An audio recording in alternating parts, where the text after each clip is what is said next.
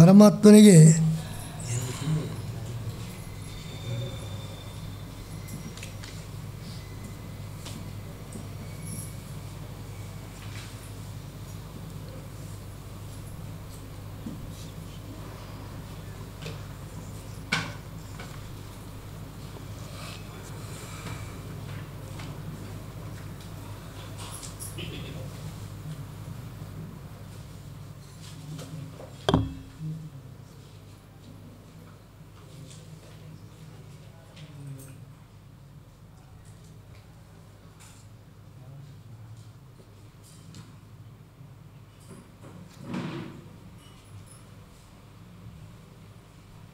ಅದಕ್ಕೆ ಉತ್ತರ ನಿತ್ಯ ಸರ್ವಸಾಮ್ಯ ಇಲ್ಲ. ಯಾವುದು ಪರಮಾತ್ಮನ ಅಸಾಧಾರಣ ಧರ್ಮ ಸ್ವಾತಂತ್ರ್ಯ, ಅದಕ್ಕೆ ತೊಂದರೆಯಾಗದಂತೆ ಉಳಿದ ಎಲ್ಲ ವಿಷಯಗಳಲ್ಲಿ ಸಾಮ್ಯ ಉಂಟು. ಸ್ವಾತಂತ್ರ್ಯ ಪರಮಾತ್ಮನಿಗೆ ಮಾತ್ರ. ಲಕ್ಷ್ಮಿಗೂ ಕೂಡ ಸರ್ವಸಾಮ್ಯ ಬಂದರೆ ಸ್ವಾತಂತ್ರ್ಯವೂ ಬರಬೇಕಾದೀತು. ಪರಮಾತ್ಮನ ಅಸಾಧಾರಣ ಧರ್ಮ, ಅದಕ್ಕೋಸ್ಕರ ಪ್ರಮಾಣ ಹೇಳ್ತಾ ಇದ್ದಾರೆ. ನೋ ಉಪಮರ್ದೇನ ಅತಃ ತಸ್ಯ ಯೇ ವಿಶೇಷ ಗುಣ ತೇಷಾಂ ಅನುಪಮರ್ದೇನೇವ ಸಾಮ್ಯ. ಪರಮಾತ್ಮನಲ್ಲಿ ಏನು ವಿಶೇಷ ಗುಣ ಉಂಟು ಅದಕ್ಕೆ ಚ್ಯುತಿ ಬಾರದಂತೆ ಉಳಿದ ಸಾಮ್ಯ ಮಾತ್ರ ಅದಕ್ಕೊಂದು ವ್ಯವಸ್ಥೆ ಮಾಡ್ತೇವೆ. ಕೆಲವು ಸಾಮ್ಯ ಉಂಟು, ಕೆಲವು ಇಲ್ಲ. ನಿತ್ಯ ಮುಕ್ತತ್ವ ಯಾಕೆ ಬೇಕು? ಅದು ಬೇಡ. ಅಂದರೆ ಹಾಗೆಲ್ಲ ನಿತ್ಯ ಮುಕ್ತತ್ವ ಬಂದರೆ ಪರಮಾತ್ಮನ ಅಸಾಧಾರಣ ಧರ್ಮಕ್ಕೆ ಭಂಗ ಬರುವುದಿಲ್ಲ. ಸ್ವಾತಂತ್ರ್ಯ ಬಂದರೆ ತೊಂದರೆ ಆಗ್ತದೆ. ಅದರಿಂದ ಪರಮಾತ್ಮನಲ್ಲಿ ಮಾತ್ರ ಇರತಕ್ಕ ಅಸಾಧಾರಣ ಧರ್ಮ ಸ್ವಾತಂತ್ರ್ಯ. ಅದಕ್ಕೆ ಚ್ಯುತಿ ಬಾರದಂತೆ ಬೇರೆ ಧರ್ಮಗಳೆಲ್ಲ ಪರಮಾತ್ಮನಲ್ಲಿದ್ದದ್ದು ಲಕ್ಷ್ಮಿಯಲ್ಲಿ ಬರಬಹುದು. ನಿತ್ಯ ಮುಕ್ತತ್ವ ಲಕ್ಷ್ಮಿಗೆ ಇದ್ದರೆ ಪರಮಾತ್ಮನ ಮಹಿಮೆಗೆ ಏನು ಭಂಗ ಬರುವುದಿಲ್ಲ. ಸ್ವಾತಂತ್ರ್ಯ ಮಾತ್ರ ಪರಮಾತ್ಮ ಒಬ್ಬರಿಗೆ. ಅನುಪಮರ್ದೇನ ತಸ್ಯ ಪರಮಾತ್ಮನ ಯೇ ವಿಶೇಷ ಗುಣ ತೇಷಾಂ ಅನುಪಮರ್ದೇನೇವ ಸಾಮ್ಯ. ಪರಮಾತ್ಮನ ವಿಶೇಷ ಗುಣಕ್ಕೆ ಭಂಗ ಬಾರದ ರೀತಿಯಲ್ಲಿ ಲಕ್ಷ್ಮಿಗೂ ನಾರಾಯಣನಿಗೂ ಸಾಮ್ಯ. ದೇಶತಃ ಕಾಲತಶ್ಚೈವ ಸಮ ಪ್ರಕೃತಿ ಈಶ್ವರಿ. ಪರಮಾತ್ಮನಿಗೂ ಲಕ್ಷ್ಮೀದೇವಿಗೂ ದೇಶತಃ ಕಾಲತಃ ಸಾಮ್ಯ. ಇಬ್ಬರು ಎಲ್ಲ ದೇಶದಲ್ಲಿದ್ದಾರೆ, ಎಲ್ಲ ಕಾಲದಲ್ಲಿದ್ದಾರೆ. ಉಭಯವರೇ ಅಬದ್ಧತ್ವ, ಇಬ್ಬರಿಗೂ ಬಂಧನೆ ಇಲ್ಲ, ಇಬ್ಬರು ನಿತ್ಯ ಮುಕ್ತರೇ. ಆದರೆ ತದಬಂಧ ಪರಾತ್ಮನಃ. ಪರಮಾತ್ಮನಿಗೆ ಅಬದ್ಧತ್ವ ಸ್ವತೇವ. ಪರಮಾತ್ಮನಿಗೆ ನಿತ್ಯ ಮುಕ್ತತ್ವ ಸ್ವತಃ ತನ್ನ ಶಕ್ತಿಯಿಂದಲೇ. ಲಕ್ಷ್ಮೀದೇವಿಯ ನಿತ್ಯ ಮುಕ್ತತ್ವ ಪರಮಾತ್ಮನ ಅಧೀನ. ಇಷ್ಟೇ. ತದಬಂಧ ಪರಾತ್ಮನಃ ಸ್ವತೇವ ಸಾಚ ಉಪಾಸ್ತೆ ಸದಾ ಹರಿ. ಲಕ್ಷ್ಮೀದೇವಿ ಪರಮಾತ್ಮನ ಉಪಾಸಕರು, ಇದು ವಿಶೇಷ. ಪ್ರಕೃತಿ ಪ್ರಾಕೃತಸ್ಯಾಪಿ ಯೇ ಗುಣ ತೇತು ವಿಷ್ಣುನ ನಿಯತಃ. ಲಕ್ಷ್ಮಿಯ ಧರ್ಮಗಳು ಪರಮಾತ್ಮನ ಅಧೀನ, ಪರಮಾತ್ಮ ಧರ್ಮಗಳು ಲಕ್ಷ್ಮಿ ಅಧೀನ ಅಲ್ಲ. ಅಂಥ ಕೆಲವು ಸ್ವಾತಂತ್ರ್ಯವನ್ನು ತಾನು ಇಟ್ಟುಕೊಂಡು ಲಕ್ಷ್ಮಿಗೆ ತಾನೇ ನಿತ್ಯ ಮುಕ್ತತ್ವ ಬರುವಂತೆ ಮಾಡಿದ್ದು. ಅವಳೆಲ್ಲ ಗುಣಗಳು ಕೂಡ ಪರಮಾತ್ಮನ ಅಧೀನ, ಪರಮಾತ್ಮನ ಗುಣಗಳು ಯಾರ ಅಧೀನ ಅಲ್ಲ. ಇಷ್ಟು ಪರಮಾತ್ಮನಿಗೂ ಲಕ್ಷ್ಮೀದೇವಿಗೂ ಪರಮಾತ್ಮನ ಮಹಿಮೆಗೆ ಚ್ಯುತಿ ಬಾರದ ರೀತಿಯಿಂದ ನಿತ್ಯ ಮತ್ತು ಮುಕ್ತತ್ವ ಬಂದರೆ ತೊಂದರೆ ಇಲ್ಲ. ಸ್ವಾತಂತ್ರ್ಯ ಮಾತ್ರ ಬರಬಾರದು. ಅದರಿಂದ ಲಕ್ಷ್ಮೀದೇವಿ ಪರಮಾತ್ಮನ ಉಪಾಸನೆ ಮಾಡ್ತಾಳೆ. ಮತ್ತೆ ಬರುವುದಿಲ್ಲ. ಪರಾಧೀನವಾದ ಯಾವುದು? ಅವಳ ಇದು ಅಭಿವ್ಯಕ್ತಿ, ಅದು ಪರಮಾತ್ಮ ಅಧೀನ ಅಷ್ಟೇ. ಹೊರತು ಸಂಸಾರ ಬಂಧ ಇಲ್ಲವೇ ಇಲ್ಲ. ನಿತ್ಯ ಮುಕ್ತ ಇರುವುದಕ್ಕೆ ಬಂಧನೆ ಇರಬಾರ್ದು. ಸಂಸಾರ ಬಂಧ ಇಲ್ಲ. ಯಾಕೆ ಇಲ್ಲ? ಅದು ಪರಮಾತ್ಮನಿಂದ ಇಲ್ಲ. ಅದರಿಂದ ಲಕ್ಷ್ಮೀದೇವಿಗೂ ಪರಮಾತ್ಮನಿಗೂ ಸರ್ವಸಾಮ್ಯ ಇಲ್ಲ. ನಿತ್ಯ ಮುಕ್ತತ್ವ ಇಬ್ಬರಿಗೂ ಸಮಾನ. ಸಾಚೋಪಾಸ್ತೆ ಸದಾ ಹರಿಂ. ಪ್ರಕೃತಿ ಪ್ರಾಕೃತಸ್ಯಾಪಿ ಯೇ ಗುಣ. ಪ್ರಕೃತಿಯ ಗುಣ, ಪ್ರಾಕೃತ ವಸ್ತುಗಳ ಗುಣ ವಿಷ್ಣುನ ನಿಯತಃ. ಆದರೆ ಹರೇರ್ಗುಣ ಕೇನಪಿ ನ ನಿಯತಃ. ಪರಮಾತ್ಮನ ಗುಣಗಳು ಯಾರ ಅಧೀನವೂ ಅಲ್ಲ.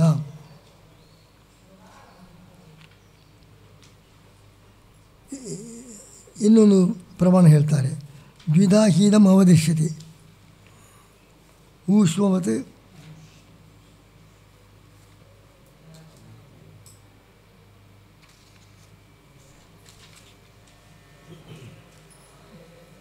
ಈ ಚೇತನ ವರ್ಗ ಎರಡು ಪ್ರಕಾರ. ಒಂದು ಊಷ್ಮವತ್. ಊಷ್ಮ ಅಂದರೆ ಕಣ್ಣಿಗೆಲ್ಲ ಕಾಣದೇ ಇರುವ ಸಾಮರ್ಥ್ಯ ಉಂಟು. ಊಷ್ಮ ಅಂದರೆ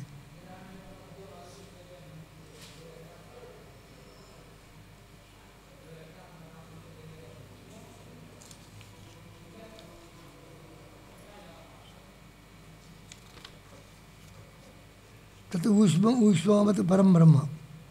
ಪರಮಾತ್ಮನು ಊಷ್ಮಾವತ್, ಕಣ್ಣಿಗೆ ಕಾಣದಂತೆ ಇಂದ್ರಿಯಗಳಿಗೆ ಗೋಚರವಾಗದಂದಿರುವ ಸಾಮರ್ಥ್ಯ ಉಂಟು. ಆದ್ದರಿಂದ ಪರಂಬ್ರಹ್ಮ ಇತಿ ನ ಜಿಗ್ರಂತಿ ನ ಪಶ್ಯಂತಿ ನ ಶೃಣ್ವಂತಿ ನ ವಿಜಾನಂತಿ. ಈ ಪ್ರಕೃತಿ ಪ್ರಾಕೃತ ಎಲ್ಲ ಅನೂಷ್ಮಾವತ್, ಪರಮಾತ್ಮನಷ್ಟು ಅಗೋಚರತ್ವ ಅಲ್ಲ. ಅದು ತೋರುತ್ತದೆ, ತೋರುವುದಿಲ್ಲ. ಪ್ರಕೃತಿಶ್ಚ ಪ್ರಾಕೃತಂಚ ಏನು ನ ಜಿಗ್ರಂತಿ ಜಿಗ್ರಂತಿ ಚ ನ ಪಶ್ಯಂತಿ ಪಶ್ಯಂತಿ ಚ ನ ಶೃಣ್ವಂತಿ ಶೃಣ್ವತಿ ಚ ನ ಜಾನಂತಿ ಜಾನಂತಿ ಚ ಎಂಬುದಾಗಿ ಹೀಗೆ ಎರಡು ಥರದ ಧರ್ಮ ಉಂಟು.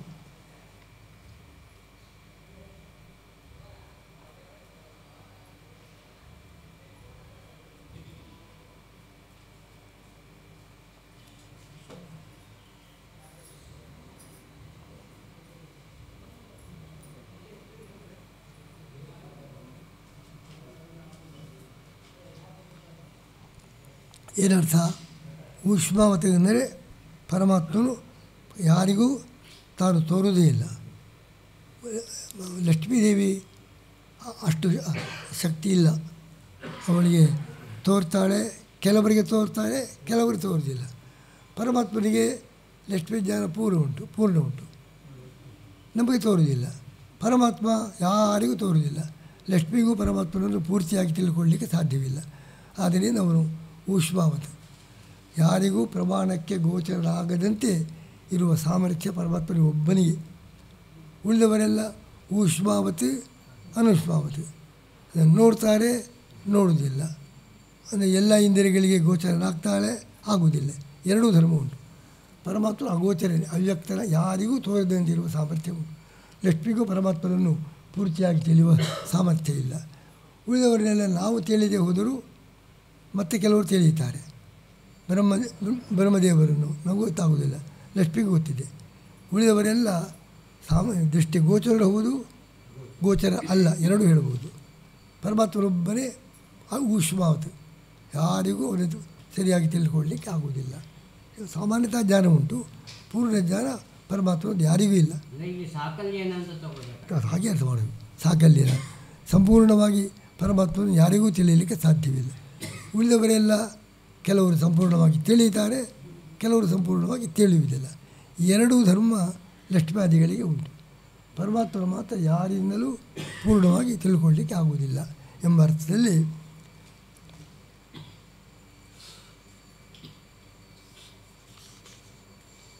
ಅಸ್ಯೇವ ಚ ಉಪಪತ್ತೇ ಊಷ್ಮ, ಅಸ್ಯೇವ ಚ ಉಪಪತ್ತೇ.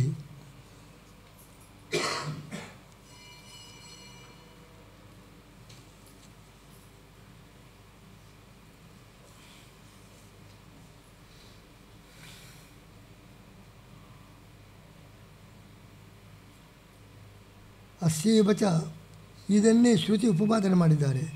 ಅಸ್ಯೇವ ಚ ಉಪಪತ್ತೇ.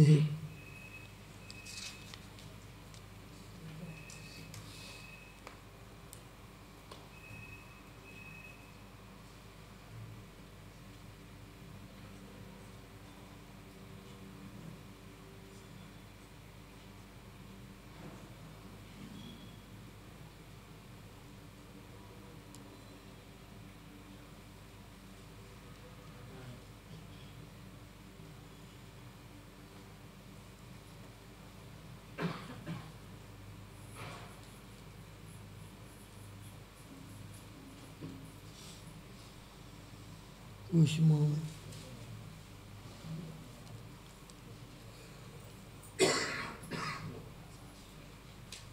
ವಾಕ್ಯಗರ್ಥ.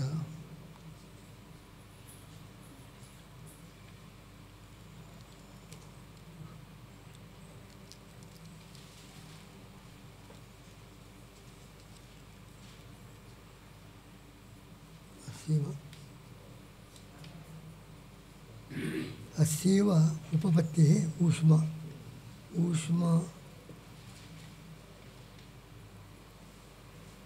ಉಷ್ಮ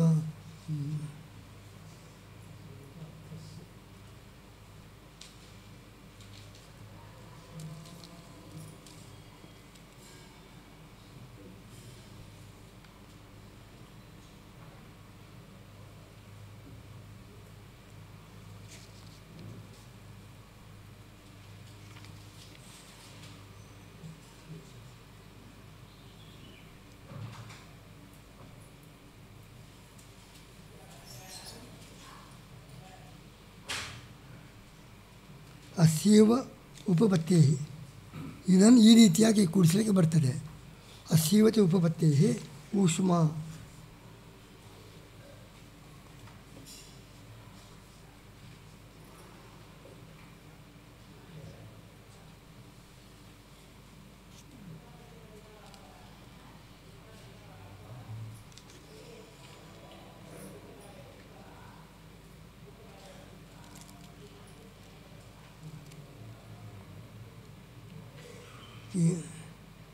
ಅಸ್ಯ ಉಪಪತ್ತಿ ಊಷ್ಮ ಪರಮಾತ್ಮನಿಗೆ ಎಲ್ಲರಿಂದಲೂ ಕೂಡ ತಿಳಿಯಲ್ಪಡದೇ ಇರುವ ಸಾಮರ್ಥ್ಯವನ್ನು ಉಂಟು ಮಾಡತಕ್ಕ ಶ್ರುತಿ ಉಂಟು. ಊಷ್ಮ ಅಂದರೆ ಪರಮಾತ್ಮನು ಯಾರಿಂದಲೂ ಸರ್ವಥಾ ಪ್ರತಿಪಾದನಲ್ಲ ಎಂಬುದನ್ನು ಹೇಳ್ತಕ್ಕ ಶ್ರುತಿ. ಆ ಶ್ರುತಿಯಿಂದ ಆ ಶ್ರುತಿಯು ಇದ್ದ ಪ್ರಯುಕ್ತ ಅಸ್ಯ ಉಪಪತ್ತಿ ಯಸ್ಮಾತ್ ಅಂತ ಶ್ರುತಿ ಉಂಟು. ಊಷ್ಮ ಅಂದರೆ ಯಾರಿಂದಲೂ ಯಾವಾಗಲೂ ತಿಳಿಯಲ್ಪಡುವ ಸಾಮರ್ಥ್ಯ ತಿಳಿಯಲ್ಪಡದೇ ಇರುವ ಸಾಮರ್ಥ್ಯ ಉಂಟು ಎಂಬುದನ್ನು ಹೇಳತಕ್ಕ ಶ್ರುತಿ ಇರುವ ಪ್ರಯುಕ್ತ ಅಸ್ಯ ಉಪಪತ್ತಿ. ಕಿಂಚಿತ್ ಸಾಮ್ಯ, ಪರಮಾತ್ಮನಿಗೂ ಲಕ್ಷ್ಮೀದೇವಿಗೂ ಪೂರ್ಣ ಸಾಮ್ಯ ಇಲ್ಲ, ಸ್ವಲ್ಪ ಸಾಮ್ಯ. ಅಸ್ಯವಚ ಉಪಪತ್ತಿ, ಸ್ವಲ್ಪ ಸಾಮ್ಯವನ್ನು ಕೂಡಿಸಬಹುದು. ಯಾಕೆ? ಊಷ್ಮ ಪರಮಾತ್ಮನಲ್ಲಿ ಯಾವುದೇ ಥರದಿಂದ ಇತರ ಇಂದ್ರಿಯಗಳಿಂದ ತಿಳಿಯಲ್ಪಡದೇ ಇರುವ ಸಾಮರ್ಥ್ಯ ಉಂಟು ಅಂತ ಹೇಳ್ತಕ್ಕ ವಾಕ್ಯ ಉಂಟು. ಯಸ್ಮಾತ್ ಊಷ್ಮ, ಪರಮಾತ್ಮನಲ್ಲಿ ಊಷ್ಮ ಉಂಟು ಅಂದರೆ ಸಾಮರ್ಥ್ಯ ಉಂಟು. ಇಂದ್ರಿಯಾದಿ ಅಗೋಚರತ್ವ ಸಾಮರ್ಥ್ಯ ಪರಮಾತ್ಮನಿಗೆ ಉಂಟು ಎಂಬುದಾಗಿ ಶ್ರುತಿ ಇದೆ. ಆದ್ದರಿಂದ ಅಸ್ಯ ಉಪಪತ್ತಿ, ಪರಮಾತ್ಮನಿಗೂ ಜೀವನಿಗೂ ಲಕ್ಷ್ಮೀದೇವಿಗೂ ಕಿಂಚಿತ್ ಸಾಮ್ಯ ನಾವೇನು ಹೇಳಿದ್ದೇವೆ, ಆ ಕಿಂಚಿತ್ ಸಾಮ್ಯ ಕೂಡ್ತದೆ. ಅಸ್ಯ ಉಪಪತ್ತಿ, ಕಿಂಚಿತ್ ಸಾಮ್ಯವನ್ನು ಕೂಡಿಸಬಹುದು. ಯಾಕೆ? ಊಷ್ಮ ಪರಮಾತ್ಮನು ಇಂದ್ರಿಯಾದ್ಯ ಅಗೋಚರ ಅಂತ ಹೇಳ್ತಕ್ಕ ಶ್ರುತಿ ಉಂಟು. ಊಷ್ಮ ಅಂದರೆ ಇಂದ್ರಿಯಾದ್ಯ ಅಗೋಚರತ್ವ ಸಾಮರ್ಥ್ಯ ಉಂಟು ಅಂದರೆ ಸಾಮರ್ಥ್ಯವನ್ನು ಹೇಳ್ತಕ್ಕ ಶ್ರುತಿ ಉಂಟು ಅಂತ ಅರ್ಥ. ಪರಮಾತ್ಮನಿಗೆ ಇಂದ್ರಿಯಾದ್ಯ ಅಗೋಚರತ್ವ ರೂಪ ಸಾಮರ್ಥ್ಯ ಇದ್ದ ಪ್ರಯುಕ್ತ ಅಸ್ಯ ಉಪಪತ್ತಿ. ಲಕ್ಷ್ಮಿಗೆ ಪರಮಾತ್ಮನಿಗೆ ಪೂರ್ಣ ಸಾಮ್ಯ ಇಲ್ಲ, ಸ್ವಲ್ಪ ಸಾಮ್ಯ ಎಂಬುದು ಕೂಡ್ತದೆ. ಯಾಕೆ? ಪರಮಾತ್ಮನಿಗೆ ಅಂತಹ ಸಾಮರ್ಥ್ಯ ಇದೆ, ಇಂದ್ರಿಯಾದ್ಯ ಅಗೋಚರತ್ವ ಸಾಮರ್ಥ್ಯ ಇದೆ. ಉಳಿದವರಿಗೆ ಕೆಲವರಿಗೆ ಇಂದ್ರಿಯ ಅಗೋಚರರು, ಕೆಲವರಿಗೆ ಇಂದ್ರಿಯ ಗೋಚರರು. ಪೂರ್ಣ ಇಂದ್ರಿಯ ಅಗೋಚರತ್ವ ಪರಮಾತ್ಮನಿಗೆ ಇದೆ. ಅಸ್ಯವಚ ಉಪಪತ್ತಿ. ಅಸ್ಯ ಅಂದರೆ ಕಿಂಚಿತ್ ಸಾಮ್ಯ, ಪರಮಾತ್ಮನಿಗೂ ಲಕ್ಷ್ಮೀದೇವಿಗೂ ಸ್ವಲ್ಪ ಸಾಮ್ಯ ಎಂಬುದೇ ಕೂಡುತ್ತದೆ. ಯಾಕೆ? ಪ್ರಮಾಣ ಉಂಟು ಅಂತ ಅರ್ಥ. ಅಸ್ಯವಚ ಉಪಪತ್ತಿ ಊಷ್ಮ. ಆ ಪ್ರಮಾಣ ಯಾವುದು ಅಂದರೆ ಆ ವಾಕ್ಯ. ಪರಮಾತ್ಮ ಮಾತ್ರ ಊಷ್ಮವನು, ಅವನಿಗೆ ಅಂಥ ಸಾಮರ್ಥ್ಯ ಉಂಟು. ಉಳಿದವರಿಗೆ ಕೆಲವರಿಗೆ ತೋರ್ತಾರೆ, ಕೆಲವರಿಗೆ ತೋರುವುದಿಲ್ಲ. ಪೂರ್ಣ ಇಂದ್ರಿಯಾದ್ಯ ಗೋಚರತ್ವ ಸಾಮರ್ಥ್ಯ ಪರಮಾತ್ಮ ಮಾತ್ರ ಉಂಟು ಅಂತ. ಇತಿ ಸೌಪರ್ಣ ಶ್ರುತಿ ಕಿಂಚಿತ್ ಸಾಮ್ಯ ಉಪಪತ್ತಿ. ಆ ಶ್ರುತಿ ಇದ್ದ ಪ್ರಯುಕ್ತ ಸ್ವಲ್ಪ ಸಾಮ್ಯ ಉಂಟು, ಪೂರ್ಣ ಸಾಮ್ಯ ಇಲ್ಲ. ಇನ್ನು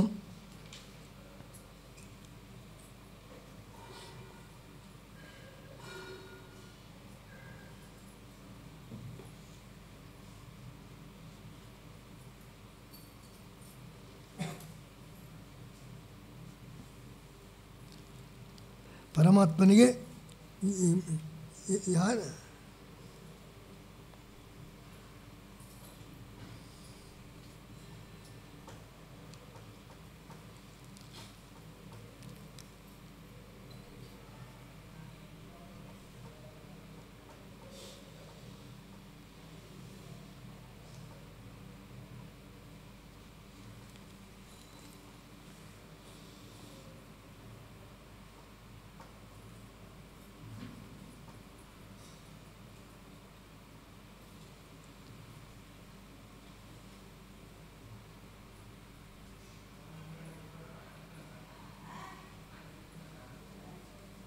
ಅಲ್ಲಿ ಅಸಮೋವ ಏಷ ಪರಹ ನೈ ಕಶ್ಚಿದೇವನ್ ದೃಶ್ಯತೆ. ಪರಮಾತ್ಮನ ಅಸಮ, ಅವನಿಗೆ ಸಮಾನರು ಮತ್ತೊಬ್ಬರಿಲ್ಲ. ಸರ್ವೇ ಹೇತೆ ಅಣವಃ, ಎಲ್ಲರೂ ಅಣು. ಅವರಿಗೆ ಜಾಯಂತೆ ಮ್ರಿಯಂತೆ, ಜನನ ಮರಣ ಉಂಟು. ಮತ್ತು ಛಿದ್ರ ಹೇತ ಅಥವಾ ಪರೋ ನ ಜಾಯತೆ ನ ಪ್ರಿಯತೆ, ಇವರಿಗೆ ಛಿದ್ರರು, ಅಪೂರ್ಣರು. ಎಲ್ಲರೂ ಕೂಡ ಅಣು, ಜನನ ಮರಣ ಉಂಟು. ಮತ್ತು ಛಿದ್ರರು, ಅವರಿಗೆ ದೋಷ ಉಂಟು. ಪರೋ ನ ಜಾಯತೆ, ಪರಮಾತ್ಮ ಜನನ ಇಲ್ಲ, ಮರಣ ಇಲ್ಲ, ಪೂರ್ಣ ಎಂಬುದಾಗಿ ಪರಮಾತ್ಮನಿಗೆ ಯಾರ ಸಾಮ್ಯವೂ ಇಲ್ಲ ಅಂತ ಹೇಳಿದ್ದಾರೆ. ಲಕ್ಷ್ಮಿಗೂ ಪರಮಾತ್ಮನಿಗೂ ಸ್ವಲ್ಪ ಸಾಮ್ಯ ಇರಬಾರದು. ಇವ ಆತ್ಮಸಾಮ್ಯ, ಸರ್ವಗತತ್ವ, ಸರ್ವ ದೇಶದಲ್ಲಿ ಸರ್ವಕಾಲದಲ್ಲಿ ಇದ್ದಾನೆ ಎಂಬ ಸಾಮ್ಯ ಹೇಳಿದ್ದೀರಿ, ಅದು ಕೂಡುದು. ಯಾಕೆ ಅಸಮೋ ಪರಮಾತ್ಮನು ಅಸಮ, ಅವನಿಗೆ ಸಮಾನರೇ ಇಲ್ಲ. ಇವು ಲಕ್ಷ್ಮೀದೇವಿಯನ್ನು ನಿತ್ಯ ಮುಕ್ತಳು, ಎಲ್ಲ ಕಡೆ ಇದ್ದಾಳೆ, ಎಲ್ಲ ಕಡೆ ಎಲ್ಲ ದೇಶದಲ್ಲಿದ್ದಾಳೆ, ಎಲ್ಲ ಕಾಲದಲ್ಲಿದ್ದಾಳೆ ಅಂಥೇಳಿ ಕೆಲವು ಸಾಮ್ಯ ಹೇಳಿದ್ದೀರಿ. ಸಾಮ್ಯವೇ ಇಲ್ಲ. ಎಲ್ಲರಿಗೂ ಜನನ ಮರಣ ಉಂಟು, ಎಲ್ಲರೂ ಅಣುಗಳು, ಅಪೂರ್ಣರು ಇರುವಾಗ ನೀವು ಲಕ್ಷ್ಮಿಯ ಸಾಮ್ಯವನ್ನಾದರೂ ಹೇಗೆ ಹೇಳ್ತೀರಿ ಅಂತ ಪ್ರಶ್ನೆ. ಅದಕ್ಕೆ ಉತ್ತರ ಶಾರೀರ. ಆ ವಾಕ್ಯ ಪ್ರಕೃತಿಗೆ ಸಂಬಂಧಪಟ್ಟದ್ದಲ್ಲ, ಯಾವ ಜೀವನ ಸಾಮ್ಯವೂ ಇಲ್ಲ ಅಂತ ಅರ್ಥ. ಲಕ್ಷ್ಮಿಯ ಸಾಮ್ಯ ಇರ್ಬೋದು. ಪ್ರತಿಷೇಧವತಿ ಇತಿ ಚೇನ್ನ ಶಾರೀರಾತ್ ಪ್ರತಿಷೇಧಾತ್, ಪರಮಾತ್ಮನಿಗೆ ಯಾರೂ ಸಮರಿಲ್ಲ ಅಂತ ನಿಷೇಧ ಮಾಡಿದ್ದಾರೆ. ಸಮಾನರೇ ಇಲ್ಲ ಅಂತ ನಿಷೇಧ ಮಾಡುವಾಗ ಲಕ್ಷ್ಮೀದೇವಿಯ ಪರಮಾತ್ಮನಿಗೆ ಸಮಾನಳು ಅಂತ ಹೇಗೆ ಹೇಳ್ತೀಳಿ? ಶಾರೀರಾತ್, ಜೀವರು ಶರೀರದಲ್ಲಿ ಉಳ್ಳ ಜೀವರಿಂದ ಸಾಮ್ಯ ಇಲ್ಲ ಅಂತ ಹೇಳಿದ್ದಷ್ಟೇ ಹೊರತು ಲಕ್ಷ್ಮಿಯ ಸಾಮ್ಯ ಇಲ್ಲ ಅಂತ ಹೇಳಿದಲ್ಲ. ಲಕ್ಷ್ಮಿಯು ಪರಮಾತ್ಮನಿಗೂ ದೇಶಕಾಲ ಸಾಮ್ಯ, ನಿತ್ಯ ಮುಕ್ತತ್ವ ಸಾಮ್ಯ ಉಂಟು. ಪ್ರತಿಷೇಧಾತ್ ಇತಿಯನ್ನ ಶಾರೀರಾತ್ ಅಸಮೋವ ಏಷ ಪರಃ ನೈ ಕಶ್ಚಿದೇವ ದೃಶ್ಯತೆ ಸರ್ವೇ ಖೇತೆ ಅಣವಃ ಜಾಯಂತೆ ಚ ಮ್ರಿಯಂತೆ ಚ ಛಿದ್ರ ಖೇತೆ ಭವತಿ ಅತಃ ಪರೋ ನ ಜಾಯತೆ ನ ಮ್ರಿಯತೆ ಪೂರ್ಣಶೇಷ ಭವತಿ ಎಂಬುದಾಗಿ ಚತುರ್ವೇದ ಶಿಖಾದಲ್ಲಿ ಸಾಮ್ಯವನ್ನೇ ನಿಷೇಧ ಮಾಡಿದ್ದಾರೆ. ನೀವು ಲಕ್ಷ್ಮೀ ಪರಮಾತ್ಮನಿಗೂ ಈ ಕೆಲವು ಅಂಶದಲ್ಲಿ ಸಾಮ್ಯ ಹೇಗೆ ಹೇಳ್ತೀರಿ? ಶಾರೀರಾತ್ ಅದು ಹೇಳಿದ್ದು ಲಕ್ಷ್ಮಿಯ ಸಾಮ್ಯ ಇಲ್ಲ ಅಂತಲ್ಲ, ಜೀವನ ಸಾಮ್ಯ ಇಲ್ಲ ಅಂತ ಹೇಳಿದ್ದು. ಸ್ಪಷ್ಟೋ ಏಕೇಶಾಂ, ಅದಕ್ಕೆ ಸ್ಪಷ್ಟವಾಗಿ ಹೇಳಿದ್ದಾರೆ. ಅಥಾತಃ ಸಮಾಶ್ಚ ಅಸಮಾಶ್ಚ ಭಿದೀಯಂತೆ. ಸಮ ಅಸಮರು, ಅಸಮರು. ಸಮಾನಿ ಬ್ರಹ್ಮನು, ಸಮ ಯಾವುದು? ಬ್ರಹ್ಮನ ರೂಪಗಳು ಮತ್ಸ್ಯಾದಿಗಳು ಸಮ, ಪರಮಾತ್ಮ ಏನು ವ್ಯತ್ಯಾಸ ಇಲ್ಲ.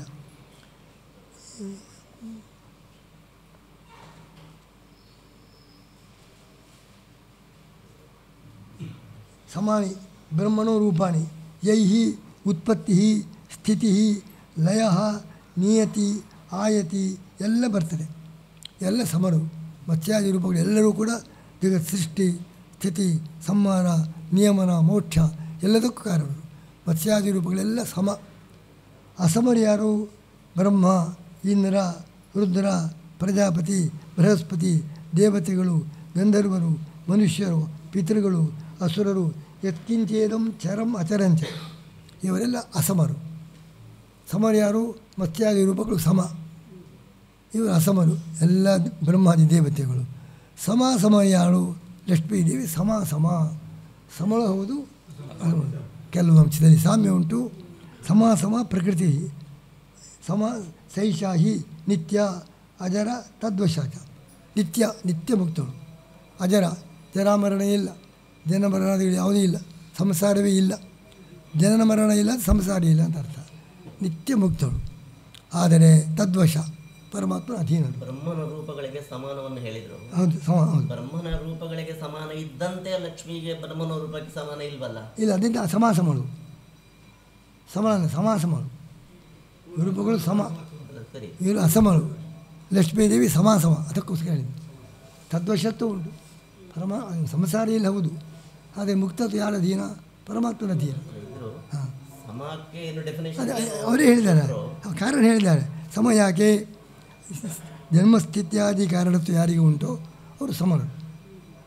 ಜನ್ಮಸ್ಥಿತ್ಯಾದಿ ಕಾರಣತ್ವ ಎಲ್ಲರಿಗೂ ಉಂಟು, ಲಕ್ಷ್ಮೀದೇವಿಗೆ ಇಲ್ಲ, ಅವಳು ಅಸಮಳಾಯಿತು.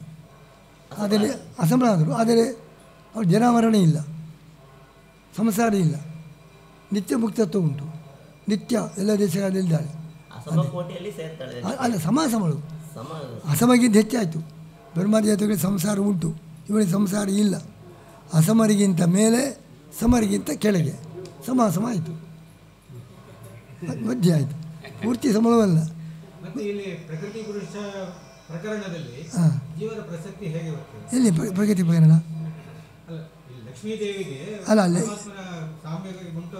ಅಲ್ಲ, ಅದು ಪ್ರಶ್ನೆ ಬಂತಲ್ಲ, ಪರಮಾತ್ಮನಂತೆ ಅವನಿಗೆ ಸಾಮ್ಯ ಉಂಟೋ ಇಲ್ಲವೋ ಚರ್ಚೆ ಬಂತು. ಮೊದಲ ಪ್ರಶ್ನೆ ಅದೇನೇ ಸಮಾನ ಅಂತ. ಅದಕ್ಕೆ ಎಷ್ಟು ಸಾಮ್ಯ ಉಂಟು? ಪರಮಾತ್ಮನಂತೆ ಸಾಮ್ಯ ಉಂಟು. ಅವಳಿಗೆ ಜನ್ಮ ಪ್ರಾಣ ಬಂದದ್ದೇ ಅದು ಸೂತ್ರ.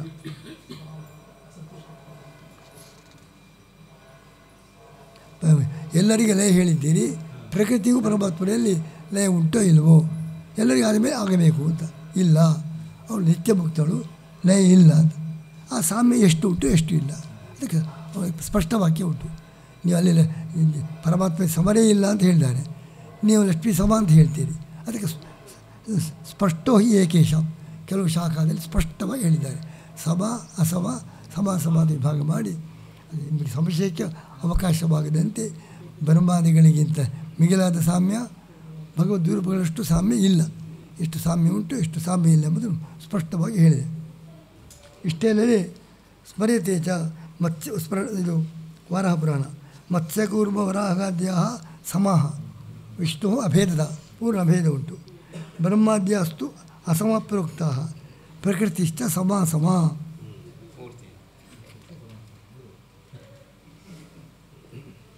ಇನ್ನು ತಾನು ಪರಿ ತಥಾಖ್ಯ ಎಲ್ಲ ದೇವತೆಗಳು ಕೂಡ ಅಭೇದ ಇದ್ದ ಪ್ರಯುಕ್ತ ಸಮರು. ಅದರಿಂದ ವಿಷ್ಣು ರೂಪಗಳಲ್ಲಿ ಅಭೇದ ಇದ್ದ ಪ್ರಯುಕ್ತ ಸಮ. ಲಕ್ಷ್ಮಿಗೆ ಅಭೇದ ಇಲ್ಲ, ಆದ್ದರಿಂದ ಅದು ಸಮಾಸ.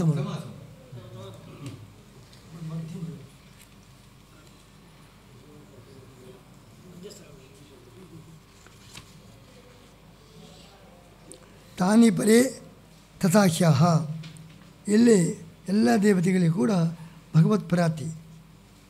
ಅಲ್ಲಿ ಪೂರ್ವಪಕ್ಷ ದೇವತೆಗಳಿಗೆ ಪರಮಾತ್ಮನ ಲಯ ಇಲ್ಲ.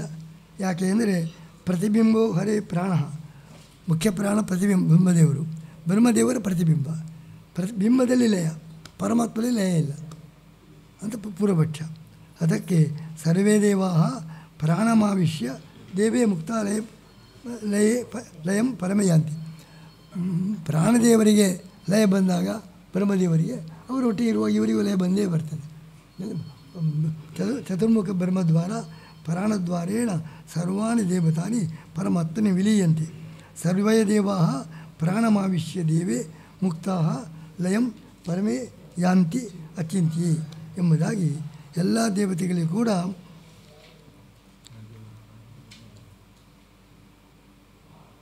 ಯಾವ ದೇವತೆಗಳಿಗೆ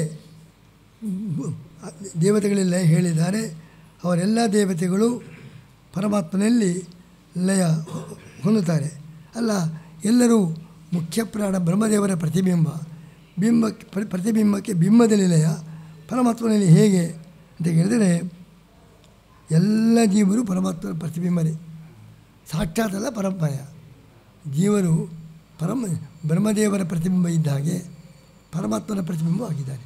ತದ್ ಅಧೀನತ್ವ ಸ್ಥಿತಿ ತತ್ ಸದೃಶತ್ವ, ಪರಮಾತ್ಮನ ಅಧೀನರು ಚೇತನತ್ವಾದಿ ಪರಮಾತ್ಮನ ಸಾಮ್ಯ ಉಂಟು. ಆದ್ದರಿಂದ ಇಷ್ಟೇ ಅಲ್ಲದೆ ಬ್ರಹ್ಮದೇವರಲ್ಲಿ ಪ್ರವೇಶ ಆದಾಗ ಬ್ರಹ್ಮದೇವರೇ ಲಯ ಆಗುವಾಗ ಇವರು ಲಯ ಆಗಲೇಬೇಕು. ಅದರಿಂದ ಎಲ್ಲ ದೇವತೆಗಳಿಗೂ ಕೂಡ ಪರಮಾತ್ಮನೇ ಲಯ.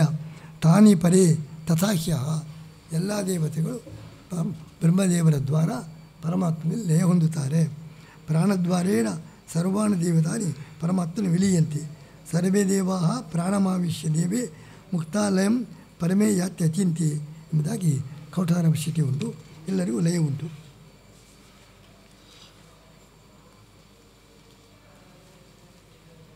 ಈ ಮುಕ್ತಿಯಲ್ಲಿ ಅವರಿಗೆ ಸ್ವಾತಂತ್ರ್ಯ ಉಂಟೋ ಇಲ್ಲವೋ ಅಂತ. ಮುಕ್ತರು ಅಂತಾದ ಮೇಲೆ ಸ್ವಾತಂತ್ರ್ಯ ಉಂಟು ಒಂದು ಪೂರ್ವಪಕ್ಷ ಬಂದರೆ, ಏತೇ ದೇವಾ ಏತಮಾತ್ಮಾನಂ ಅನುವಿಶ್ಯ ಸತ್ಯಕಾಮ ಸತ್ಯ ಸಂಕಲ್ಪ ಅಂತ ಉಂಟು. ಸತ್ಯಕಾಮ ಅವ ಇಚ್ಛೆಯಂತೆ ಆಗ್ತದೆ, ಅವ ಸಂಕಲ್ಪ ಮಾಡಿದ್ದು ನಡೀತದೆ ಅಂತ ಸ್ವಾತಂತ್ರ್ಯ ಉಂಟು. ಮುಕ್ತರಿಗೆ ಪರಮಾತ್ಮನಿಂದ ಸ್ವಾತಂತ್ರ್ಯ ಉಂಟು. ಅದರಿಂದ ಎಲ್ಲರೂ ಸ್ವತಂತ್ರರು ಅಂತ ಪೂರ್ವಪಕ್ಷ. ದೇವತೆಗಳು ನಹಿ ಪರತಂತ್ರೇಶು ಸತ್ಯಕಾಮತ್ವಾದಿ ಸಂಭವ, ಅವರು ಪರತಂತ್ರರು ಅಂತಾದರೆ ಸತ್ಯಕಾಮ ಅಂದರೆ ಏನು? ತನ್ನ ಇಚ್ಛೆಯಂತೆ ಆಗಬೇಕು. ತನ್ನ ಇಚ್ಛೆಯಿಂದ ಆಗಬೇಕಾಗಿದ್ದರೆ ಸ್ವಾತಂತ್ರ್ಯ ಬೇಕೇ ಬೇಕು. ಸತ್ಯ ಸಂಕಲ್ಪ ಮಾಡಿದ್ದು ನಡೆಯಲೇಬೇಕು. ಸ್ವಾತಂತ್ರ್ಯ ದೇವತೆಗಳೇ ಮುಕ್ತರಿಗೆ ಉಂಟು, ಪರಮಾತ್ಮ ಎಲ್ಲರೂ ಸ್ವತಂತ್ರರು ಅಂತ ಪೂರ್ವಪಕ್ಷ. ಅದಕ್ಕೆ ಅವಿಭಾಗ ತಾರತಮ್ಯ ಉಂಟು. ಅವಿಭಾಗ ಅಂದರೆ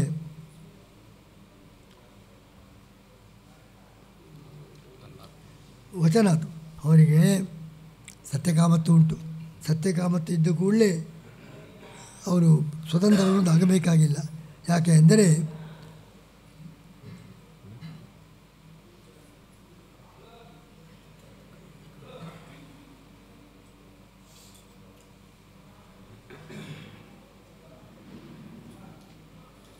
ಈ ಸತ್ಯಕಾಮ ಅಂದರೆ ಪರಮಾತ್ಮನ ಇಚ್ಛೆಗೆ ಅನುಸಾರವಾಗಿ ಇವರು ಇಚ್ಛೆ ಮಾಡ್ತಾರೆ, ಅದರಿಂದ ಆಗ್ತದೆ. ನಮ್ಮದೇನಾಗಿದೆ, ನಮ್ಮದು ಸ್ವಾತಂತ್ರ್ಯ ಮೋಕ್ಷದಲ್ಲಿ ಇಲ್ಲ. ಅದೇ ಮೋಕ್ಷದಲ್ಲಿ ನಾವು ಇಚ್ಛೆ ಮಾಡುವಾಗ ದೇವರ ಪ್ರತ್ಯಕ್ಷ ಉಂಟು. ದೇವರ ಇಚ್ಛೆ ನೋಡಿ ಅದರಂತೆ ಇಚ್ಛೆ ಮಾಡ್ತೇವೆ. ದೇವರ ಇಚ್ಛೆಗೆ ವಿರುದ್ಧವಾಗಿ ಇಚ್ಛೆ ಮಾಡೋದಿಲ್ಲ. ಸಂಕಲ್ಪವೂ ಅಷ್ಟೇ, ಅದೆಲ್ಲ ನಡೆದು ಹೋಗ್ತದೆ. ಇಲ್ಲಿ ದೇವರ ಇಚ್ಛೆ ಒಂದು, ನಮ್ಮ ಸಂಕಲ್ಪ ಬರ್ತದೆ. ಅದೇನು ಇಚ್ಛೆಗೆ ನೋಡುವ ಇಚ್ಛೆ ಮಾಡಬೇಕಾದ್ರೆ ಪರಮಾತ್ಮ ಇಚ್ಛೆಗೆ ನಮ್ಮದು ಗೊತ್ತಾಗಬೇಕಲ್ವಾ? ಮೋಕ್ಷದಲ್ಲಿ ಅಲ್ಲ, ಮೋಕ್ಷದಲ್ಲೂ ಸಹ ಗೊತ್ತಾಗ್ತದೆ. ದೇವರ ಇಚ್ಛೆ ಗೊತ್ತು, ಅದಕ್ಕೆ ಸರಿಯಾಗಿ ಇಚ್ಛೆ ಮಾಡ್ತಾರೆ. ಪೂರ್ಣ ಭಗವಂತನ ಸಂಕಲ್ಪ ಹೇಗೆ ಅಂತ ಅವರಿಗೆ ತಾವು ಮಾಡುವಾಗ ಪರಮಾತ್ಮನಿಗೆ ಸಮ್ಮತವಾದ ಗೊತ್ತಿರ್ತದೆ. ಗೊತ್ತಿದ್ದೇ ಪ್ರಾರ್ಥನೆ ಹಾಗೆ ಕಾಮೇನಮೇ ಕಾಮಾಗಾತ್ ಹೃದಯಾತ್ ಹೃದಯ ಮೃತ್ಯು ಕಾಮೇನಮೇ ಕಾಮಾಗಾತ್. ದೇವರೇ, ನನ್ನ ಇಚ್ಛೆಗೆ ಅನುಸಾರವಾಗಿ ನನಗೆ ಇಚ್ಛೆ ಬರಲಿ ಇದು ಪ್ರಾರ್ಥನೆ ಆಗೋದೇ. ಅದು ಮೋಕ್ಷ ಬರೋದಕ್ಕಿಂತ ಮುಂಚೆ ಪ್ರಾರ್ಥನೆ, ಮೋಕ್ಷದ ಆ ಪ್ರಾರ್ಥನೆ ಫಲ ಬರ್ತದೆ. ಇಚ್ಛೆ ಮಾಡೋದು ಹಾಗೆ. ನಿನ್ನ ಇಚ್ಛೆ ಮುಕ್ತಿ ಅಂದರೆ ಏನು? ಮತ್ಯೈಕ್ಯ ಪರೇವೇ ಸರ್ವ ಏಕೀಭವತಿ. ಏಕೀಭಾವ ಅಂದರೇನು? ಪರಮಾತ್ಮನ ಇಚ್ಛೆಗೂ ನಮ್ಮ ಇಚ್ಛೆಗೂ ಐಕಮತ್ಯ. ನಮ್ಮ ಐಕಮತ್ಯ ಅಂದ್ರೇನು? ಬ್ರಾಹ್ಮಣರೆಲ್ಲ ಒಂದಾಗಬೇಕು ಅಂದರೆ ಒಂದೇ ಥರದ ವಿಚಾರ ಇರಬೇಕು. ಮೋಕ್ಷದಲ್ಲಿ ಪರಮಾತ್ಮ ನಿಮಗೆ ಐಕ್ಯ ಉಂಟು. ಐಕ್ಯ ಅಂದರೆ ದೇವರ ಇಚ್ಛೆಗೆ ಅನುಗುಣವಾದ ಇಚ್ಛೆ ಉಂಟು. ದೇವರ ಇಚ್ಛೆಗೆ ವಿರುದ್ಧವಾಗಿ ಇಚ್ಛೆ ಮಾಡುವುದೇ ಇಲ್ಲ. ಅವಿಭಾಗ ಪರಮಾತ್ಮನ ಕಾಮವನ್ನು ಬಿಟ್ಟು ಪ್ರತ್ಯೇಕವಾದ ಇಚ್ಛೆ ಬರುವುದಿಲ್ಲ. ಅವಿಭಾಗ ಇಚ್ಛೆ ಬರ್ತಾರೆ. ಹೌದು. ಅದರಿಂದ ಅವಿಭಾಗ ಎನ್ನುವುದಕ್ಕೆ ಅರ್ಥ ಪರಮೇಶ್ವರ ಕಾಮಾದಿ ಅವಿಭಾಗೇನೇ ತೇಷಾಂ ಸತ್ಯಕಾಮತ್ತು. ಪರಮಾತ್ಮನ ಇಚ್ಛೆಗೆ ಅವಿರೋಧವಾಗಿಯೇ ವಿಭಾಗದ ವಿರೋಧ ಮಾಡದಂತೆ ಇಚ್ಛೆ ಮಾಡ್ತಾರೆ. ಮುಕ್ತಾನಾಂ ಸತ್ಯಕಾಮತ್ಯಂ ಸಾಮರ್ಥ್ಯಂತೂ ಪರಸ್ಯ. ಮುಕ್ತರಿಗೆ ಸತ್ಯಕಾಮತ್ವ ಬಂದರೆ ಅದು ಪರಮಾತ್ಮನಿಂದ, ಅದರ ಸಾಮರ್ಥ್ಯ ಪರಮಾತ್ಮನದ್ದು. ಕಾಮಾನುಕೂಲ ಕಾಮತ್ವ ನಾಣ್ಯತೇಷಾಂ.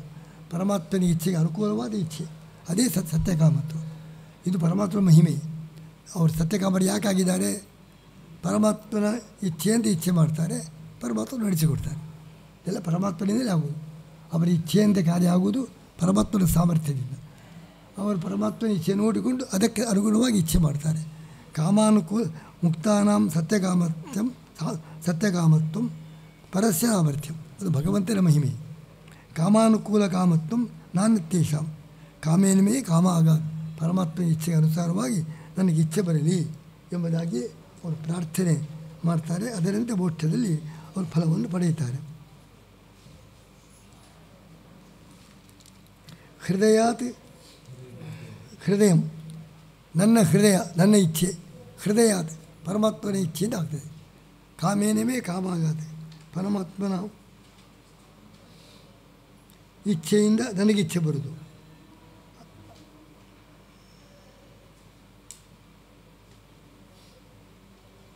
ಯಾಕೆ ಅಂದರೆ ಹೃದಯಾದ ಹೃದಯ, ಅವನ ಇಚ್ಛೆಯಿಂದ ನನ್ನ ಹೃದಯ. ಅದೇ ಪರಮಾತ್ಮನ ಇಚ್ಛೆಗೆ ಅನುಸಾರವಾಗಿ ನಾನು ಇಚ್ಛೆ ಮಾಡ್ತೇನೆ. ಯಾಕೆ? ನನ್ನ ಇಚ್ಛೆ ಪರಮಾತ್ಮನ ಇಚ್ಛೆಯಿಂದ ಉಂಟಾಗ್ತದೆ.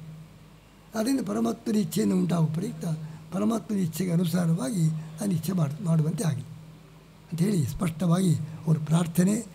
ಮುಕ್ತರಿಗೆ ಅಂಥ ಸತ್ಯಕಾಮತ್ತು ಉಂಟು ಎಂಬುದಾಗಿ ಪ್ರಮಾಣ ಇದೆ.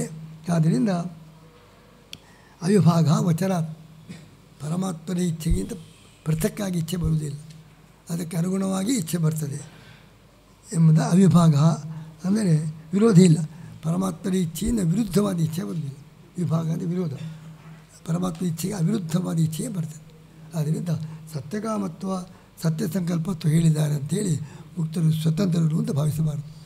ಎಲ್ಲ ಅವನ ಇಚ್ಛೆ ತಿಳಿದುಕೊಂಡು ಅದರಿಂದ ಇಚ್ಛೆ ಮಾಡ್ತಾರೆ, ಎಲ್ಲ ಕೆಲಸ ಆಗ್ತದೆ.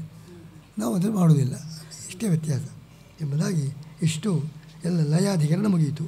ಸಾರೂಪ್ಯ ಎಂಬ ಪಕ್ಷದಲ್ಲಿ ಇನ್ನು ಜೀವನದ್ದು ಉತ್ಕ್ರಮಣ ವಿಷಯ ಅದು ಇಲ್ಲಿಗೆ ಸಾಕು. ಈ ಭಾಷ್ಯ ಪಾಠ ಮುಗಿಯಿತು. ಪುನಃ ಪ್ರಯಾಣ ಬರುತ್ತೆ, ಪುನಃ ಭಾಗವತ ಬರ್ತೀರಲ್ಲ, ಬರೋದಿಲ್ಲ ಅಂತಂದರೆ ಭಾಳ ಸಮಯ ಉಂಟು. ಇವರದ್ದು 9 ದಿವಸದ ಕಾರ್ಯಕ್ರಮ. ಈ ಚೈತ್ರ ಬಹುಳ ಅಲ್ವಾ, ವೈಶಾಖ ಆರಾಧನೆ ಆದಮೇಲೆ ಬರ್ತಾರೆ. ವಿದ್ಯಾಮಾನರ ಆರಾಧನೆ ಮುಗಿದು ಬರ್ತಾರೆ. 15 ದಿವಸ ಇಲ್ಲ, 15 ದಿವಸ ಇಲ್ಲ. ಭಾಗವತ ಮುಂದೆ ಇನ್ನೂ ಹೆಚ್ಚು ಇಲ್ಲ, ಮತ್ತೆ ಹಾಗೆ ಆಗ್ತದೆ. ಹಾಂ